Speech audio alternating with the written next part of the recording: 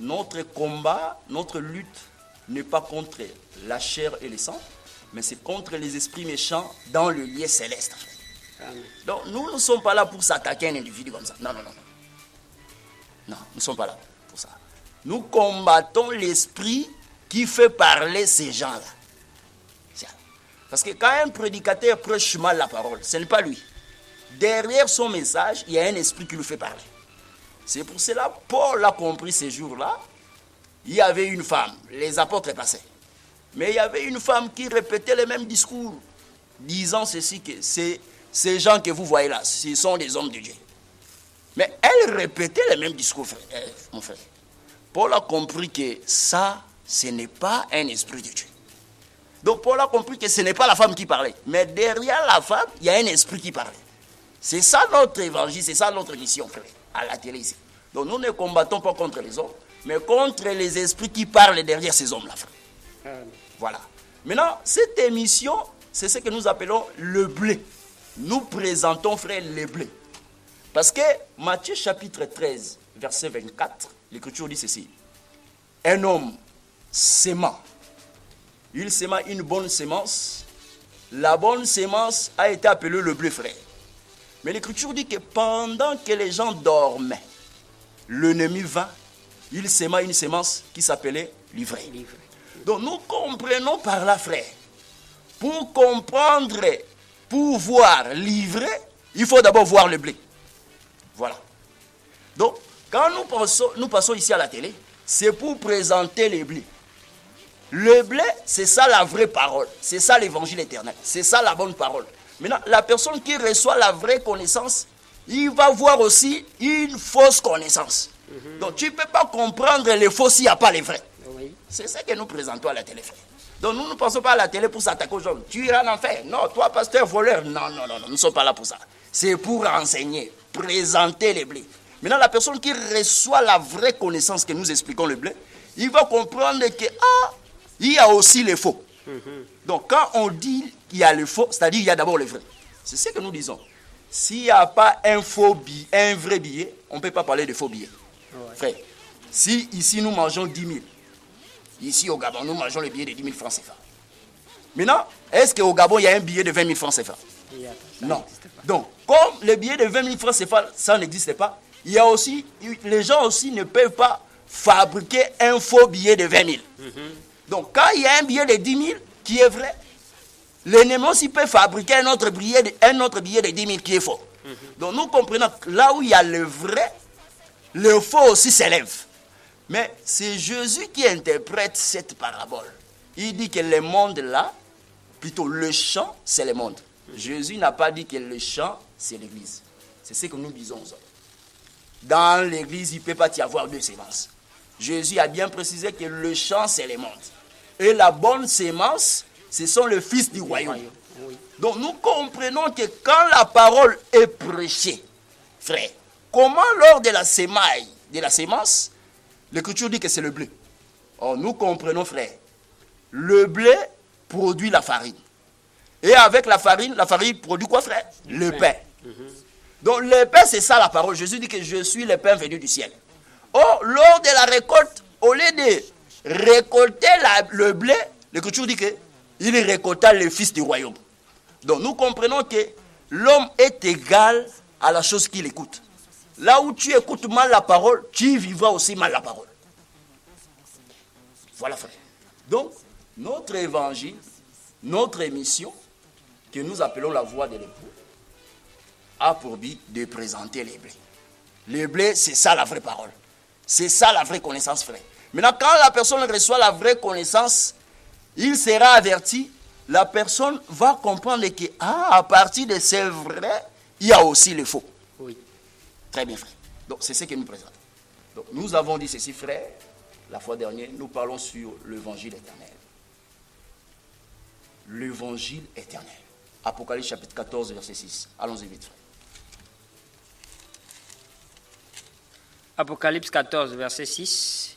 J'ai vu un ange qui volait par le milieu du ciel, ayant un évangile éternel pour l'annoncer aux habitants de la terre, à toute nation, à toute tribu, à toute langue et à tout peuple. Il disait d'une voix forte, « Craignez Dieu et donnez-lui gloire, car l'heure de son jugement est venue, et adorez celui qui a fait le ciel, et la terre, et la mer, et les sources d'eau. » Très bien, frère. Nous avons expliqué ceci, frère. Mon frère Élisée, que l'évangile éternel, ce n'est rien d'autre que ce que les apôtres ont prêché, frère. Galates chapitre 1, verset 6, frère Paul dit ceci, il n'y a pas un autre évangile, mais il y a des gens qui vous troublent pour renverser l'évangile de Christ. Donc nous comprenons, quand nous parlons de l'évangile éternel, c'est ça l'évangile de Christ. Donc quand nous disons évangile éternel, ce n'est pas un évangile spécial comme ça, c'est ce que les apôtres ont prêché, frère. C'est ce que Paul dit. Donc, maintenant, un ange qui volait au milieu du ciel, proclamant un évangile, appelé évangile éternel. Quel était le contenu de ces messages? Parce que dans un message, nous devons avoir un contenu.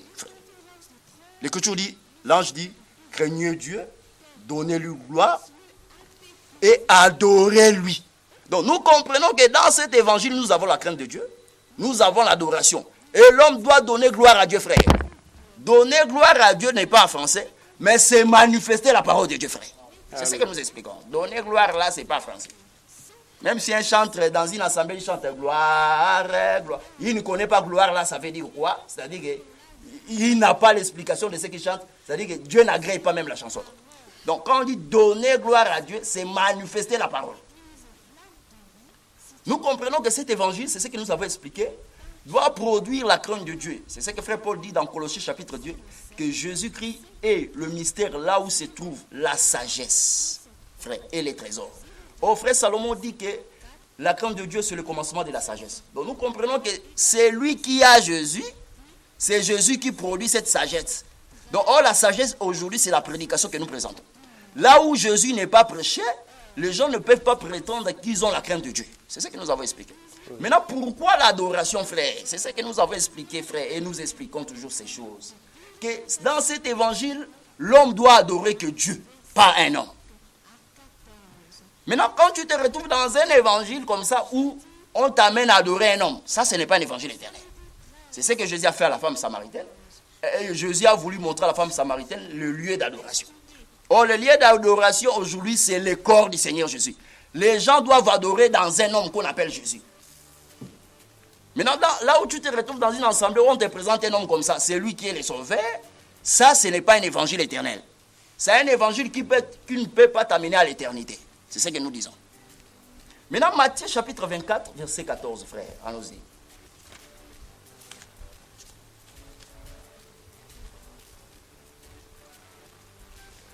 Matthieu chapitre 24, verset 14. Matthieu chapitre 24, verset 14. Cette bonne nouvelle du royaume sera prêchée dans le monde entier pour servir de témoignage à toutes les nations. Alors viendra la fin. Très bien, frère. Cette bonne nouvelle du royaume, Jésus, on lui a posé des questions aux disciples. Quand sera la fin du monde et le signe de ton avènement? Parmi les signes à la fin, Jésus dit que cette bonne nouvelle du royaume sera prêchée partout dans le monde. Donc nous comprenons avant que Jésus revienne, frère, la bonne nouvelle du royaume doit être prêchée partout dans le monde. Jésus n'a pas prédit par rapport à un message qui doit encore sortir quelque part. Il dit que cette bonne nouvelle, donc c'est-à-dire quand Jésus était là, la bonne nouvelle du royaume était déjà là. Oui. On prêche Dieu comme ça. Ce n'était pas un message qui doit sortir encore au Congo, ou aux États-Unis ou à Côte d'Ivoire. Non, nous ne disons pas ça. Maintenant, il faut expliquer le royaume c'est quoi. C'est ce que nous avons expliqué Luc chapitre 17, verset 20 à 21. Allons-y vite, frère. Luc chapitre 17, verset 20 à 21. Luc chapitre 17, verset 20 à 21. Les pharisiens demandèrent à Jésus quand viendrait le royaume de Dieu. Il leur répondit, le royaume de Dieu ne vient pas de manière à frapper les regards. On ne dira point, il est ici ou il est là, car voici le royaume de Dieu est au milieu de vous. Très bien, le royaume de Dieu est au milieu de vous. Qui était ce royaume de Dieu? C'était la personne du Seigneur Jésus qui était au milieu des apôtres, en Israël. Donc Jésus en Israël, c'était le royaume de Dieu. Donc quand Dieu quitta le ciel pour venir sur la terre, c'était tout le ciel qui s'est promené sur la terre, frère. Le ciel était resté icabote. Quand les gens disent que Jésus disait à la croix, mon père, où étaient les pères? Il faut nous répondre, où étaient les pères? Mon père, pourquoi m'as-tu abandonné? Où étaient les pères? Donc les gens pensent que dans les cieux là-bas, les Américains montent là-bas, il n'y a rien. Donc quand Jésus est descendu sur la terre, tous les cieux s'est promené sur la terre. Donc c'est lui qui était le royaume des cieux, qui devait être prêché jusqu'aux extrémités de la terre. Donc nous comprenons que le royaume de Dieu, c'est tout un homme qui est la personne du Seigneur Jésus. Maintenant Jésus dit que la bonne nouvelle du royaume doit être prêchée partout dans les mondes. Or dans le livre d'Apocalypse chapitre 14 verset 6, l'Écriture dit que l'évangile éternel, l'ange annoncé pour tous les habitants de la terre. Or nous comprenons que l'évangile éternel, c'est ça la bonne nouvelle du royaume. Ce n'est pas deux choses différentes, frère. C'est ça toujours la bonne nouvelle du royaume. Mais cet évangile doit présenter qu'un homme qui est la personne du Seigneur Jésus. Parce que Jésus, c'est lui le royaume de Dieu sur la terre. Maintenant, là où un message qui est véhiculé, les gens aussi disent que nous aussi, ici, on présente le royaume de Dieu, frère. Nous prêchons aussi la vie éternelle. Mais vous prêchez la vie éternelle au nom d'un homme qui sort à Côte d'Ivoire. Que c'est lui qui est le chemin, la vie et la vérité. Nous disons que ça, ce n'est pas la vie éternelle. Parce que la vie éternelle, le royaume de Dieu, c'est tout un homme. Luc chapitre 17, verset 20 à 21. C'est ce que nous disons. Donc, cet évangile, frère, met Jésus au centre de tout. Parce que c'est l'ange qui volait au milieu du ciel. Nous avons expliqué que Jésus, c'est lui qui prend la position du milieu.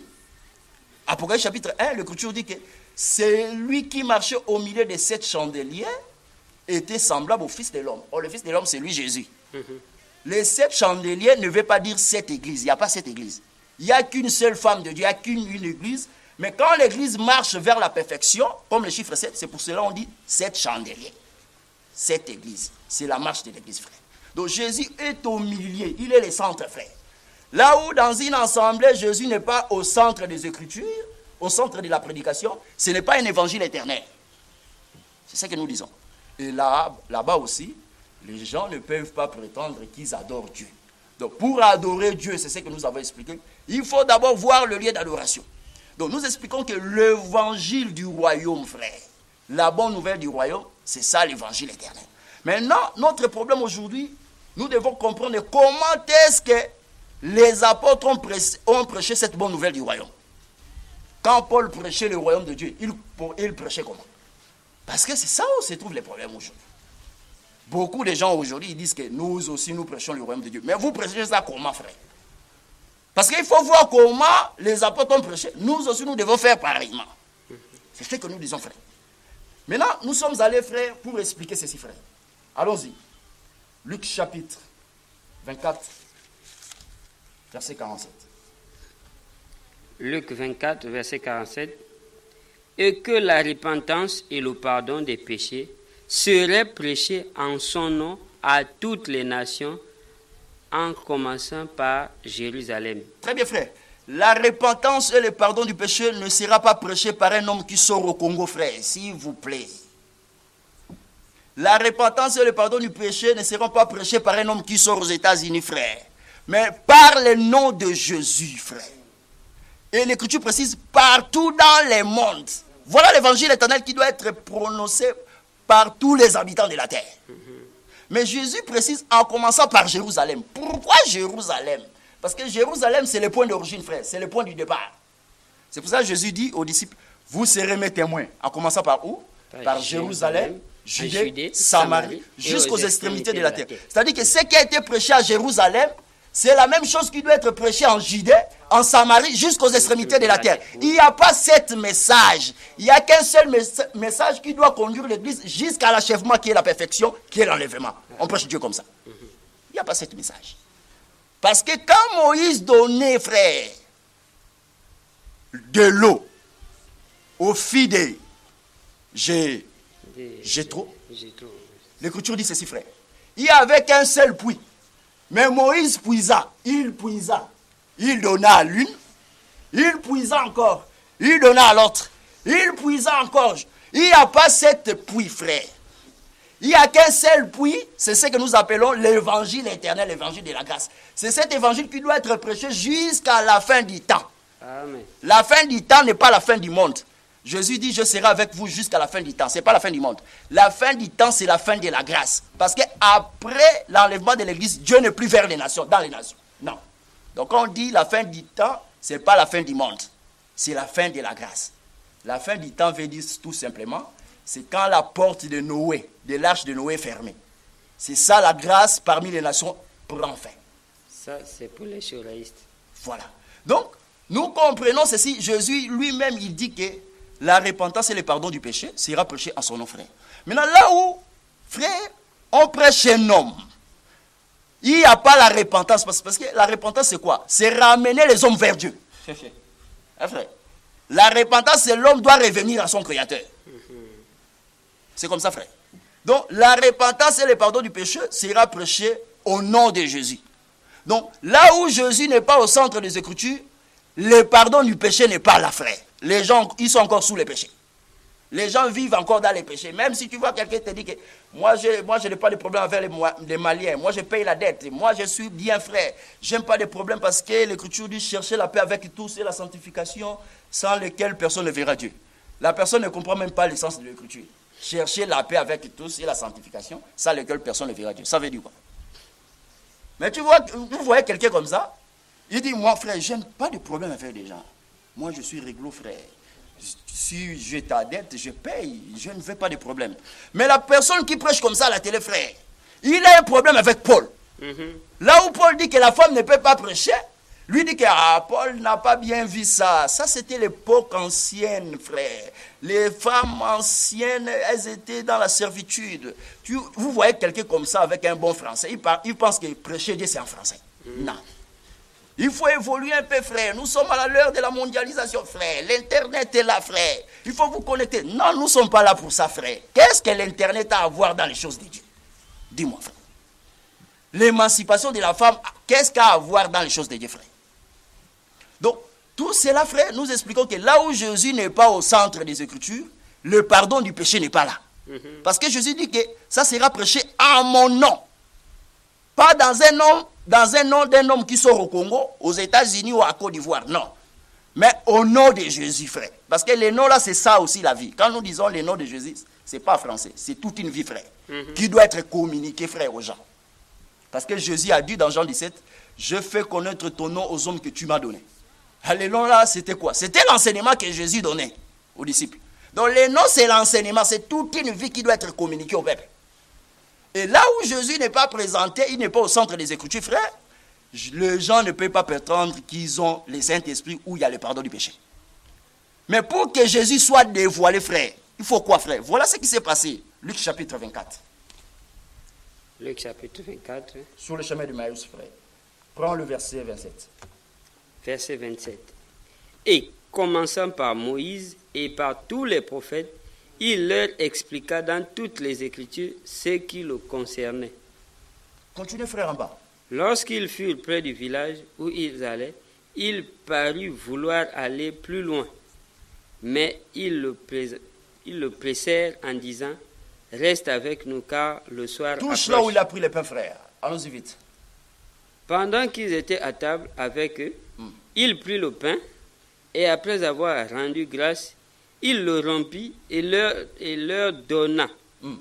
Alors leurs yeux s'ouvrirent et ils le reconnurent. Ah, frère. C'est-à-dire, sur le chemin de Maïs, le disciple, il rencontrait Jésus, mais il ne savait pas que c'était Jésus.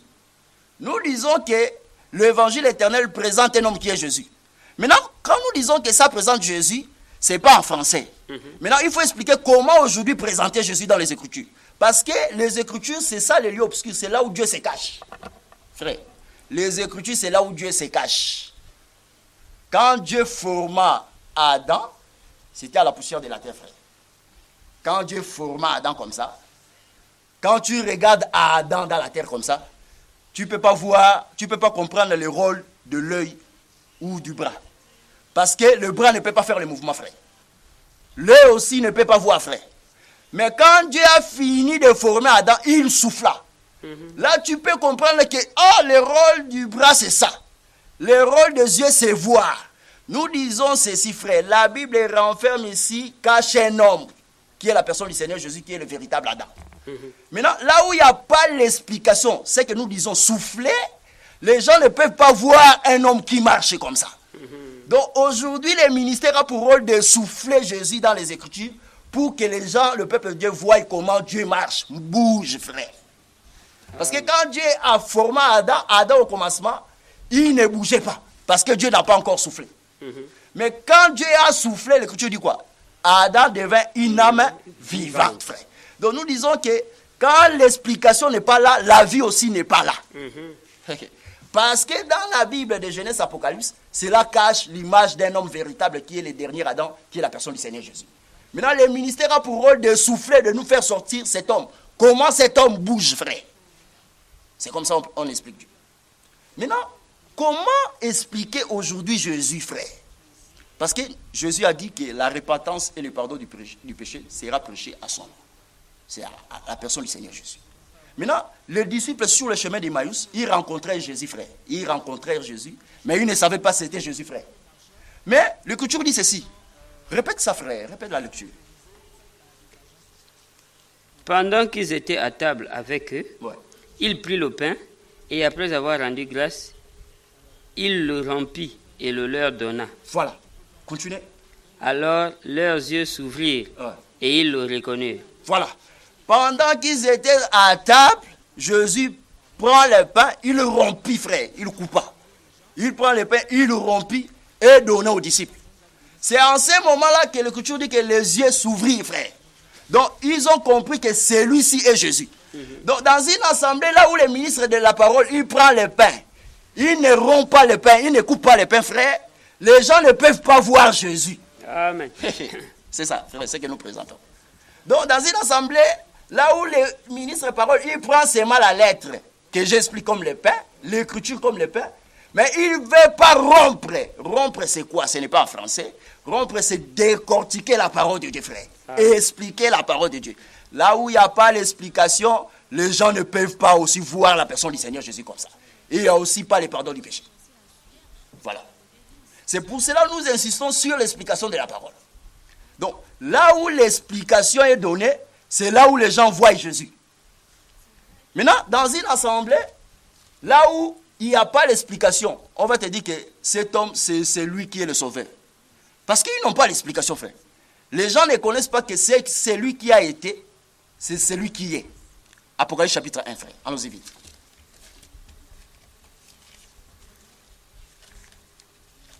Apocalypse chapitre 1. Apocalypse chapitre 1.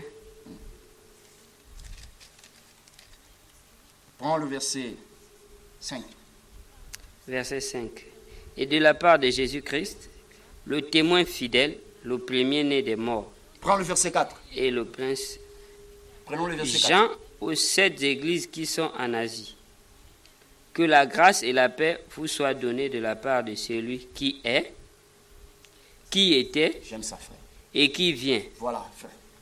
De la part de cet esprit qui sont devant son trône. Très bien. Ici, frère Jean commence de la part de celui qui est. Il ne commence pas de la part de celui qui était. Qui est, qui était et qui vient. Donc nous comprenons que l'évangile aujourd'hui, c'est expliquer celui qui est, qui était et qui vient. Hébreux chapitre 13, verset 8. Jésus-Christ est le même, hier, aujourd'hui, éternellement. Donc nous comprenons que celui qui était, c'est celui qui est. Or, pour comprendre celui qui était, il faut d'abord voir celui qui est. Nous expliquons aujourd'hui, celui qui est, c'est le Fils. C'est ça Dieu dans la grâce.